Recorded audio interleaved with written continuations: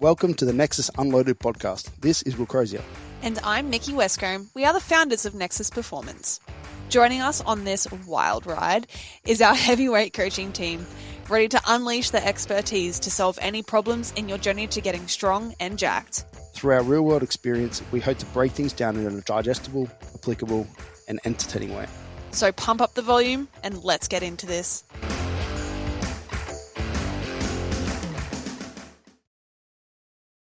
Well, we'll start off with... Hello, Jason. Hello. Hey guys, how are we?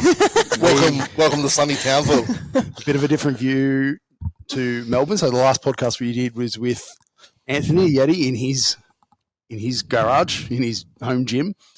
And so we are in yet another scene, which is... But an even bigger gym. Nexus Performance Townsville. Yeah, so a bit hard to see on the video here, but we are in the gym. So if we hear some people bashing and clanging around the background, that's part of it. That's part of the podcast experience. That's part of the experience. You love it. But yeah, we're here with Jace. We're on this weekend. We got North Queensland's Strongest. It's our first Nexus hosted Strongman event, which is kind of exciting. Strongman is. I know I haven't. I've been to a few, but I haven't ran it before, so I'm excited to see it. Well, you haven't really run this one much either. It's been me. Nah, but I'm going to be judging tomorrow. I'm happy because I'm not constrained by the rules of powerlifting, and There's going to be the worst down commands you've ever seen. I'm a fair judge when it comes to powerlifting. Oh, knees aren't quite locked out. It's strongman. Yeah, Whereas powerlifting, I'm too nice of a judge. I'm just like, tried pretty hard. You can't quite have that approach to this one, though. I'm happy with that. Yeah, not quite. It's like an RPE 9, I'll give it. Yeah. But, I'm excited for it. So what events are we hitting? We got the deadlift medley. At first, so what's that? Yeah, that's just conventional deadlift, axle deadlift, and then car deadlift AMRAP. For reps? Yeah, for the... Test out the strength and the cardio a bit. Yeah, a bit of muscle endurance in there. But I think we've got a Suzuki Jimny for the females and a Dodge Ram or a D-Max for the males. Yeah. Given to us by... Full Drive Central. To us, I guess. Yeah, Full Drive Central, one of our sponsors. Yeah, love it. Just lent. We have to put it down gently. The winner overall female and male get to drive off in it. Yeah, it's like Survivor where they bring in the D-Max halfway through and they're like... They don't realise as part of their sponsorship they've also just given away cars. Yeah, strongman. No, we can be trusted. But yeah, so we got the deadlift so medley. Hit that up first. Yep. And then second up, we've got the rising log. So opt in, opt out. Females starting on 40, going up by 5s, and males starting on 70, going up by 10s. And different weight classes will just jump in. You opt in, opt out. Yeah, so that's different to powerlifting in a sense where you powerlifting, squat, bench, deadlift, obviously, but like you nominate your starting weight, like you nominate it, and then you get to choose your second and your third. Whereas in this, it's kind of like this is where it's starting. You can attempt it, see how you go. Winner is the highest weight lifted. Then it just keeps going up. Yep. It's like weightlifting. Yeah, and people drop out, and then you're left with your one person who does it the best or whatever. Yeah. So probably be a bit tactical too with the 10 kilo jumps with males, because if you miss one, that's a 20 kilo jump, and then you're 20 kilos behind. Yeah, so you get to choose. It's kind of like, because otherwise you get somebody who their strength's way above the starting weight and they have to do it all, and then they're fucked by the time they get to their actual weight. So like Jack hit a 150 log in this prep. Yeah. So you don't want him starting on. So I think he's in the open, so his starting weight is, I think it's like 100 or 110 or something like that. So like he could probably open on 110, but would he do 120, 130, 140, 150? Like that's the tactical approach that he has to make, whether or not he even does 110 and just does 120 as his first attempt. And because they're, a few jumps and stuff to get there. So tactics. Yeah. It's like the final deadlift. You've got to kind of play those numbers and fake it. Yeah. Pull it back, put it forward. Yeah, for sure. I love that in games. Yeah. Yeah, and then it's, I guess, a bit like powerlifting, because if you're putting up that max attempt, you go last. Whereas, like, if you win the first event, you go last in the next event. So it gives you that massive advantage. Yeah, that advantage. To see what everyone else is doing. Yeah, for sure. Yeah. So then the third event, we've got the the carry medley. So farmers carry, then the Barry on the way back. Yeah, 15 meters. Oh, that everybody's favorite. The amount of complaints we had about the Barry carry, I'm like, it's the equipment that it has to be hard, but like you can't just go like, oh yeah, let's get, what does everybody want? Yeah, we're going to make it nice and easy for you. No. We're going to slam with. We've been fortunate enough. Drew Spriggs from down in Brisbane has equipment. Yep, has been manufacturing a lot of new strongman equipment. So we'll be seeing a lot more strongman stuff here in the Townsville gym, and hopefully with time and with more of these events and more sponsorship support, we can then continue to invest in more strongman equipment for the guys here. So that's really where a lot of these sponsorships and stuff like that, and essentially all the registrations, like that's where that sort of stuff goes, is just getting more equipment available here for some of those athletes that do travel nationally or internationally. I was going to say, for down to the national comps and that. Yeah, we've got some really incredible athletes in this space that if they've got, you know, other bigger events they want to be going to, then our goal isn't just to grow North Queensland strongest, to go beyond that and make North Queensland strongest, Australia's strongest. Yeah. Send more people down south. Build strongmen online with Nexus. Yeah. 100% for sure. So yeah, the carry medley, that'll be a head-to-head as well, which is cool. Not so much. Not something you see in powerlifting too much. No. Nah. You don't see often. They face the monos and they have to squat and. Could you imagine? What, I'm watching you, bro. Oh, went up faster than me. We'll catch up. Nah. You didn't hit depth. But yeah, so that'll be a fun little. That's the beauty of strongman in general. It's a little bit more exciting to watch. Yeah, definitely funner to watch, funner to compete in, and like those head-to-head ones, like you get to push yourself against someone else. Yeah. So rather than like maxing out a single, you've got someone you got to be chasing down, which might help you push a better time or whatever. And then we've got the fourth event.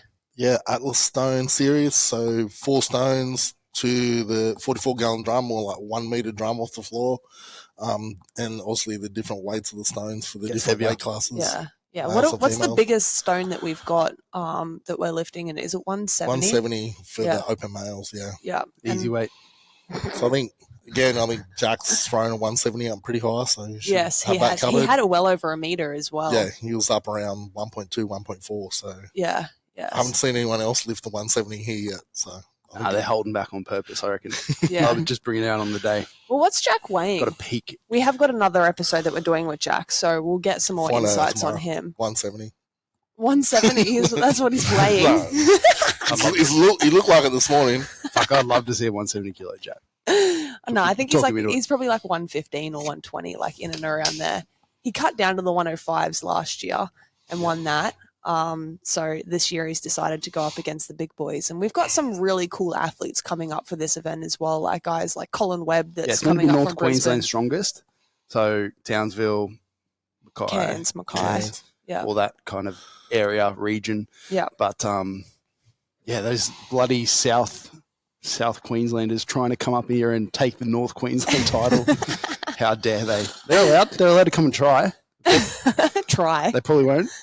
But no, we've got some really. It's just at the end of the day, it's just really cool to have a lot of people come up, and that's why we've done it in July, because July here in Townsville, it's quite cool. It's a lot nicer to be doing outdoor events. We got off the plane from Melbourne straight to here, expecting to die. Not too bad. Yes, it's definitely not been that bad. Definitely the best time of year to come. Yeah, so really looking forward to seeing how all that goes. Obviously, this podcast will be aired after the fact, after the event. So, you'll be seeing that all across our socials and stuff. But we wanted to get into a little bit on like your strongman experience, because obviously we've essentially put you in the event director position for this comp because you've done a multitude of different events. So give us a little bit of a backstory as to what events that you've personally done and how that's enabled you to be in the position of this event director. Like, why did you start? Let's start there. Yeah. Like, why did you start strong? Like, what was it? Yeah, pretty much started with you guys with powerlifting. Didn't know what that was. Come across to powerlifting. Thought this is fucking awesome. We talked about that last podcast. Yeah. Because you were in obviously the army, and there's a rugby league, rugby union, performance. Yeah, a huge general background of all this different strength and conditioning type realm, and strongman is the generalist kind of strength sport. Yes. Like there's a lot of, as we said, there's well a bit of endurance, hits, bit of everything. Yeah. So it carries over a lot from that. A lot of different events, hits almost every modality that we look for in strength. Obviously grew up watching like the old school strongman guys, 80s and 90s, when you're sort of like Saturday Wide World of Sports and stuff, and you see dudes lifting cars, fridges and stuff. They used to have like sumo wrestling in it and shit. Yeah, and you're like, fuck, that looks pretty cool. And then had the opportunity to do, I think, Coco's Strongest when we were down the Gold Coast, and trained up for that. Was that 2017 or something? Yeah, I think it was the end of 2017. It was in between just before I moved comps. up here. Yeah. So threw in for that. Had Will coaching me. Got some really good help from Colin Wolf. Yeah. Technical wise. Yeah, we were coaching him at the time as well. With the log and with the barrel over weight for reps. Yeah. Then also had some real good help from a dude who ran a Chrysler down Toowoomba when I was living there. Paddy, he was an ex-Irish strongman, and he helped me out with some of the training. Some of his methods were pretty out there, like for the Hercules hold, tying one arm to a tree and then getting the cable crossover handle and holding his car, stopping it going downhill. That's the most strongman thing I've heard. Yeah, but it worked. So here, just go up on the hill. You do risk your car. Tie your car. Hold your car, telegraph pole, and just see how long you can hold it for. I'm sure you'll be holding onto your car for dear life. It goes off the cliff if you let it go. That's your motivation. Yes, you have a very nice Jeep, and I know it holds a very dear place in your heart, so you don't want to let go of that thing. I love that. But yeah, so obviously you've had since 2017 done quite a few different events and things like that. Yeah, so we did that one at Coco's. I think there was about 4 events in total. So I remember the carries and that. Yeah. Yoke carry, farmers, the barrel over bar for reps, Hercules hold, and I think it was just max log. Yeah. Ended up taking the win out of that, and I was like, all right, let's push this a bit more as long with powerlifting and see how it goes. Yeah. End of that year, I moved up to Townsville. And then come to what Nexus Performance is now, was previously Valhalla, but they were pretty strongman dominant as well as powerlifting. Yeah. And then Iron Strength Sport, Power and Performance up at Cairns, they run a fair few comps, so pretty much got around. North Queensland loves it, strongman, for sure. Yeah, it's a good environment. Everyone gets behind it up here. I think the difference, like, obviously you've mentioned Will, did your programming over that time, and he was obviously coaching Colin Wolf, and Q Strongest Man too, and Q. NZ Strongest Man. And like, I kind of want to talk over like some of those crossovers between still having that static strength in your training and how that's, like you said, your army background, the powerlifting, all that stuff carried into the strongman. It's not like, because we didn't prep for strongman for too long. Yes, we didn't need to. Just technique work, pretty much. Yeah, that's all it is. The list, all it was, and that's how I was able to coach Colin. Yeah, like Colin was like, he's an ex-world's strongest man competitor. People would be like, "Well, the fuck you coach him?" Yeah, my experience in strongman was static monsters, and I didn't even know how to do that. Yeah, you were in the warm-up room asking the boys how to do a log. I was like, "Hey, what's this?" Yeah, fucking lift. You did the minimum weight too. You didn't even. I did. Yeah, like 90 kilos. We had Kate Mitchell. They wouldn't even let me do the empty log. I had to put 2.5 on each side. Yeah. I remember we had Kate Mitchell, you were coaching at the time over in New Zealand, do static monsters, and I think she did a 110 log. Yeah, she did like 110 logs, and like nearly totaled more than you on that. Nearly. I just really wanted to do the axle pull. Yeah, I just wanted to get, because it was like, I mean, it's not a real 400, but I was like, well, I'll take this as a consolation prize at the time. Yes. So that was heaps. Yeah, but then obviously, I don't know the technique side of strongman. Still don't know techniques, just the stuff that we've talked about, but that doesn't mean that the principles of strength and strength training and that don't apply to it. Yeah, definitely. It all carries over. And then I'd probably say you have to use more of the principles, general strength and conditioning for strongman rather than powerlifting. Sure. That's how I was able to coach Colin, because Colin, I'd be like, hey, do 3 sets of whatever on your log press, and it's not like I was giving him technique feedback on that. He's the world's strongest man. He didn't fucking need to know. Like, he knew how to do a log press, but managing fatigue, the general principles of overload and specificity coming into comp and going from more general into his more, events in his training throughout the week. Like it's all the same stuff. We worked it out. Yeah.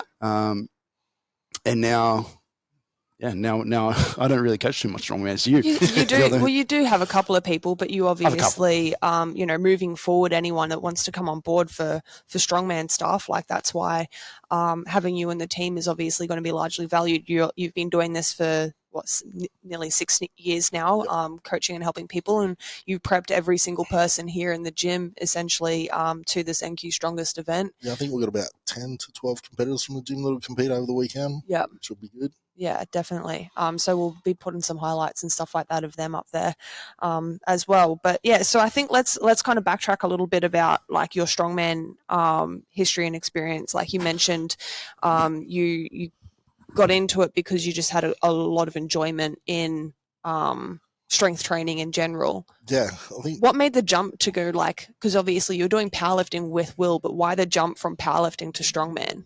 I think just you want to test your strength, whether it's like any sport, any competition, like you just want to push yourself. And I just love competing, whether it was like in the army, rugby league, rugby union, powerlifting, strongman. I just wanted to compete all the time. And I can even remember now, Will pulled me back from trying to enter so many comps at the start. He's like, no, it's too many. Like, we need to get better in between comps. I was like, yeah, okay. Yeah. Now I understand that, but at first, I just love competing. Yeah. And strongman's exciting. Strongman's something different. Still test your strength. Let's give it a try. Yeah. And then train some of those attributes that you hadn't done for a while because of the powerlifting. Yeah, definitely. And then as much as we give Rip shit, like some of his quotes and some of the stuff he does, like stronger people are harder to kill and generally more useful in life. Yeah. Especially army wise, that plays back heaps. Yeah. So the coaching, I know we spoke about in the last podcast, so the coaching that you did in the army as a PTI for the various army people that you helped, the strength and conditioning that you did for them, I imagine, is very similar to the strong. Like it's just obviously different implements, like in specificity, like different events. Still training for max strength, whereas I'm sure they didn't really do that too much. But like I'm sure a lot of that strength conditioning background carried over hard into it. Yeah, definitely. Like probably the repeated efforts and repeated strength efforts and repeated body weight strength efforts. Like that's pretty much what army training is, and then that carries over to strongman heaps, especially that conditioning side to be able to back up an event after an event or do a carry event or an AMRAP or something like that. Just build straight into it. There's the endurance side of it that is not in powerlifting. There's also the explosive kind of fast motion that we don't really do in powerlifting. Powerlifting is absolutely a slow sport. Fibers. So I know that you've done some stuff with like some weightlifting courses or he does everything. He's a Pilates instructor. Well, you need to.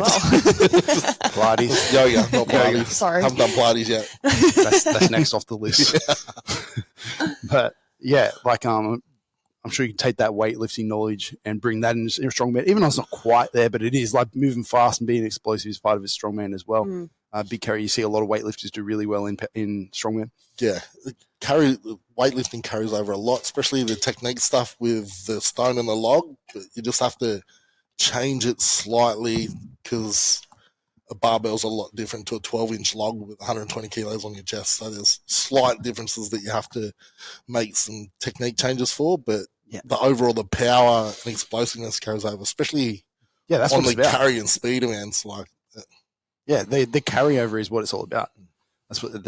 That's general strength conditioning. Yeah, let's get into that. What do you think that strongman can learn from powerlifters and powerlifters can learn from strongman when it comes to either programming or just training principles, or like just think like, average strongman for me, like I know in powerlifting, nutrition is definitely starting to become a little bit more prevalent, but I don't have many strongman competitors approaching us, and I don't know. Like I had a lot at one point, but I don't know if nutrition or that sort of stuff is something that's taken, like general health is taken as seriously, conditioning or any of those sorts of things. Like what can each sport learn from each other? Both, definitely nutrition and conditioning, like for that healthy life, like longevity in the sport, longevity in life, like health, nutrition, and just like conditioning will carry over. I'd say with strongman, probably like taking muscles through full ranges, like when they train, rather than just limited ranges, especially like just doing the events over and over. You mean? Yeah, and then like just that basic strength blocks, rather than like going super focused on events, make it more broad all round strength. Yeah.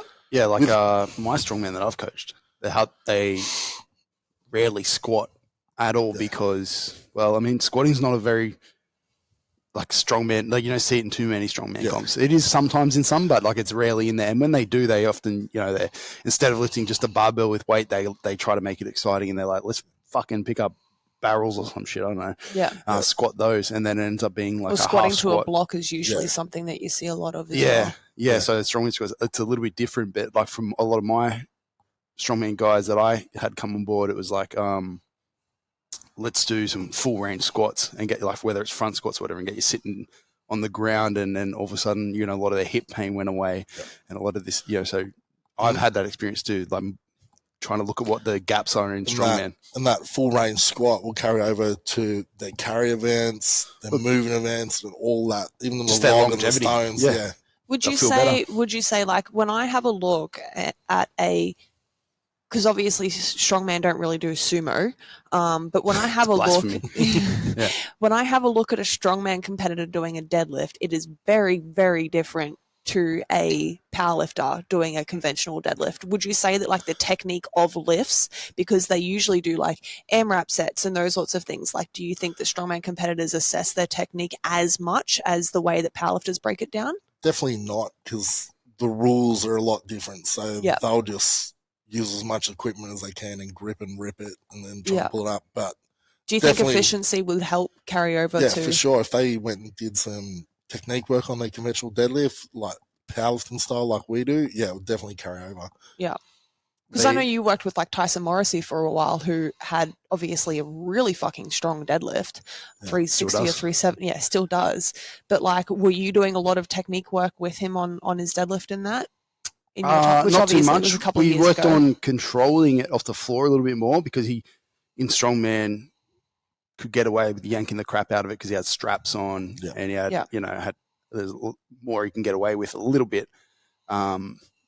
And when he was already so strong at that point, so he's probably not the best example, because I was Colin Wolf as well, like you got him to 400 kilo deadlift. Yeah, a lot of these, in my experiences, they just thrash themselves. The strongmen they just love fucking going hard, honestly, and they'll do AMRAPs constantly. They're working really heavy weights and working to failure constantly.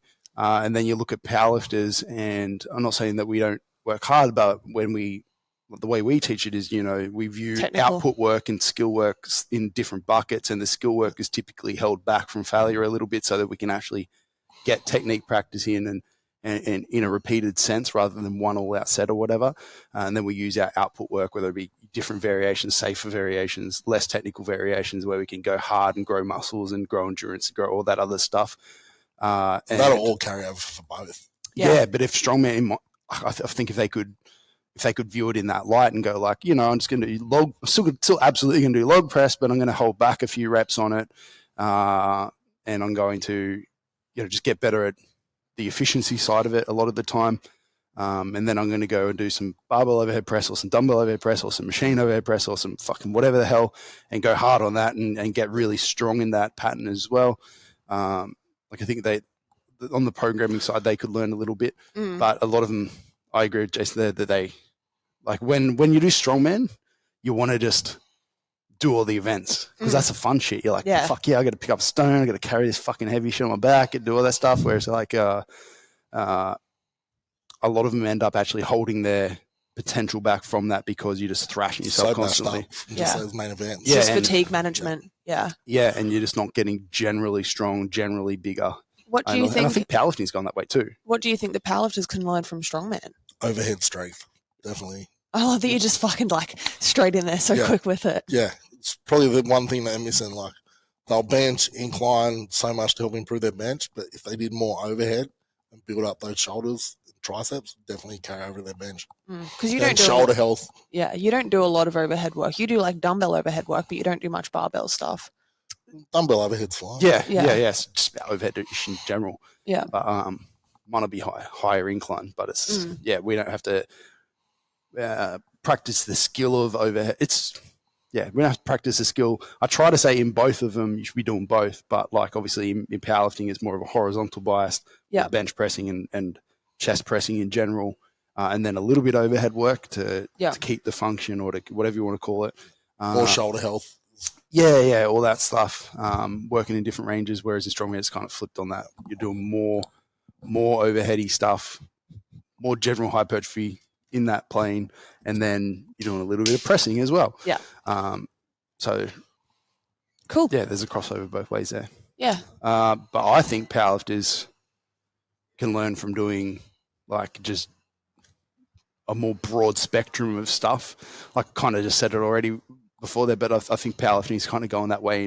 Like a lot of people are embracing their off season a little bit more, or a lot of people are embracing getting away from the comp list a little bit more. It's not that specificity isn't important, but it comes at a cost, and it does beat you up hard over time. So just training multiple different attributes and stuff like that, or different ranges. We talked about it before in the last podcast. Like you can get so individualized, so specific. Yeah, and then like there's only so much you're going to improve in that area. Whereas like in an off season, you build that base up as big as you can, and then that pyramid's going to get bigger. Peak gets higher. The peak gets higher. Yeah, and that's something both of them can get better at, I think. Yeah. I see a lot of strongmen just, like I said, doing events constantly and never really working on hypertrophy. But the events obviously change a lot over time. Yeah, but you can. That's why. That's why it's just important to get good at everything, and then you broaden that broad strength. Yeah, it's going to carry over, and then you can just specify the technique as your events coming up for the comp you're going to do. Let's actually run through it. So, like, if you're programming for me for a strongman comps coming up, maybe next year's strongman comp, I don't know. We're so far away from that at the moment, but obviously, I don't know how to do strongman stuff. Not at all. Like technique wise, how would you program out a week for me so far out? Like so far out. I need to learn a little bit of lifts. Definitely, but I need to just get strong as well. We'd learn the technique of the lifts probably for the first exercise each of your days, whatever events they were. We'd learn the technique of the lifts. Yeah. Just nice and light till you're smacking that technique, and then after that we do a regressed strength version of that lift. Yeah. So then we can build that area up, and then like a general accessories hypertrophy work. So like if you were to do Will for this like NQ Strongest, I mean, basic. I don't think he needs too much work with his deadlift, but like the car frame stuff or the axle work, like would you carry stuff? Don't give me that. Would you do like for someone that has a really good conventional lift? Would you do a lot of like deadlift work for the axle or for the car for him? Or probably not so specific. Maybe hit trap bar a bit more just to mimic that car deadlift or the hack squat. Yuck. Yeah. And then for the log, like what sort of, obviously he'd need technique work for the log. I'd need a lot of overhead stuff. Yeah. Would you give him barbell straight away, or would you go more? Probably go log straight away, because looking at the size of Will, he could handle a log, and we just hit that nice 55, 70 kilo log and just work on technique. But then we'd probably come back to a barbell or like a Swiss bar and hit overhead press. Yeah. My overhead has always been notoriously I think a Swiss weak. bar would probably be a better starting place for you than a barbell. Dumbbells. Yeah. Yeah, because you've got a little bit more versatility with your hand positioning and shoulders and that. Hand position on Swiss bars, same as the log, so it transfers over a lot better. And then for the carry medleys, the Barry carry and the farmers, what sort of work would you have him doing there? We'd probably go just straight into it at the end of sessions and just start doing some carry work. Probably wouldn't start straight on the Barry. We'd start on some suitcases and some farmers and some sandbags, and then build into it as we go over it. Yeah. Yeah. But that sort of stuff with Will's background, we could just put at the end for some conditioning. Sandbags I think that's the biggest key, is just starting low volume. Yeah. Yeah. Like all that stuff, low volume. I think I'd die if you gave me a lot of it. And then the final one being the Atlas stones. Yeah, you just have to get him on the Atlas stones to get the technique right. Yeah. Skin his forearms a bit. Yeah. Prep those but then, that baby skin. Please. Oh. Honestly, it's probably the thing that bashes you up the most in strongman is Atlas stones. Yeah, because they're that tacky and stuff too. Tacky and just just rips the skin straight off your arms. And after you do a solid Atlas stone session, you're just bashed up. But yeah. But it is one of those things where, like, if you look at the muscles involved in it, pretty, like, I want to say pretty deadlifty. Yeah. You know, or so posterior. Same, like, the log and the stone are very similar with the movement for the lift. Yeah, off the floor. Off the floor and then clean. almost in the clean as we pick it up. Yeah. So I should be, like, strong enough to do stones. Yeah. Like, I should have just have a strong deadlift. So, like, it should, but, like, fuck, I think I've done it a couple of times. I think I did it once at Coco's in his original gym, not in his current gym. And I was like, yeah, this is weird. But then, I don't know. Once you got the technique down pat, we can revert back to sandbags. They're going to bash you up a lot less. And then we can just work on, like, that posterior chain, hypertrophy strength work that's going to build it up. Like, I wouldn't probably start hitting stones coming into a comp until probably 8 weeks out because they just bash you up that much. Yeah, okay. Yeah, for sure. Cool. And then the last couple of things that I wanted to go over is just the competition day differences between, like, powerlifting and strongman, because, like, we talked about it on the car drive in here, powerlifting, everyone kind of knows what they're walking into, right? Like, all the equipment, you have a warm-up room with enough equipment out the back that you're not jumping on. It's always a bar. It's always plates. It's always it's the same stuff every single time. Whereas, like, as we were putting the list together yesterday for, like, what people are warming up on for the Atlas stones, for example, like, obviously they'll have access to the stones, but you know, for the men or the women, like, before they even get to those working weights, having sandbags and other bits and pieces, because we don't have enough equipment to replicate everything. Obviously, if you had 4 pieces of everything in a gym, it was strongman, there's fucking not a lot of room left. So on comp day, like, what would you say are some of the things that people should know and expect and be prepared for between strongman and powerlifting? I think definitely for both powerlifting and strongman, just try and get all your mobility and prep work done before you get to the event. It just makes it so much easier. Yeah, because when you get there, it's, well, in powerlifting comps are usually held in gyms. Strongman comps are anyway. For us, it's in a park, like in the sports precinct fields. Yeah. So you're not going to have all the equipment to do your normal warm-ups on. So I like it. Yeah. So get through all that mobility and prep work that you can at home or at the hotel or wherever you're staying. Then once you get to the event brief. Usually you'll have enough time to get through the warm-up of the first event, and they usually have the equipment laid out, and then just roll through that if you need to. Yeah. The comp-specific stuff. And then, as the flights sort of go on, obviously, like, that's where people usually jump in between to warm up, right? Like, you don't see that at powerlifting comps. You don't see someone being like, oh, I have to learn to use the mono. I'm going to just jump in on this next attempt and, like, do my session. I'll do my set, sorry. So, like, so you'll see them jump in between weight classes or the male females just so we can get the guys warmed up. Yeah. And then usually by second, third event, you're pretty warm depending on how specific the event is. Like, you always want to hit the log just to get the technique. You always want to hit the stone to get the technique. But like with our event, we've got the deadlift, the deadlift medley. So by the time you hit that and come into the carries after the log, you're pretty much warmed up. You might do a couple of run-throughs of the carries, but you're ready to go. Same with deadlift and powerlifting comps. Yeah, I'm pretty good. By the time I get to deadlift and powerlifting comp, your jumps are a lot. I'll do as little as possible, honestly. Because you also want to limit that fatigue as well. Yes. Yeah. I remember when I competed against Tom Martin on deadlifts at Pearl, he was doing like 100 kilo jumps. He'd do like 3 warm-ups to get to like 360 for his opener or some shit. Yeah. Like how I usually help people through with their nutrition, for example, it's actually quite similar to how I help people through with a powerlifting comp day, where it depends on the specific events and what we have the order of. Like, I try and have a normal size breakfast meal if possible, and then depending on the order of it, it's like, okay, well, for this one in particular, we've got the deadlift event first. So after those deadlifts, we're moving into a log. It doesn't matter if you've got a little bit of fullness in your tummy coming into a log press, right? And that's the same coming into a bench press event. It doesn't matter if you have a little bit of fullness in your tummy, but you don't want to go having that fullness in your tummy. And I'm talking like making sure you're eating a meal at that point coming into a carry or the stones. Like, you don't want to have a lot of fullness. So like after the first deadlift event, for example, it's like, all right, this is a time where we can get in like a meal. And that doesn't have to be a large meal. It could just be like a sandwich and wraps or something like that, so that you've got time for that to sort of digest by the time the day goes on. And it's the similar sort of approach with powerlifting in that sense. But that's where, when it comes to your nutrition, you have to sort of look at the layout of the events, and you have to go like, which one requires a lot of extra like bracing or whatever that I don't really want to have a lot of fullness around, and that's when I need to time a larger meal rather than just constantly relying on snacks and bits and pieces to get you through the day and your hydration and stuff like that as well. So yeah, for sure. And then probably that nutrition wise, the only difference would be like, it's always going to be 3 lifts with a powerlifting comp. Yeah. Whereas like in a strongman, it can be 2 days, 2-3 events, could be 2 days, could be 6 events in a day. So you just want to make sure you're fueled up enough. Yeah. So you got enough energy to perform your best.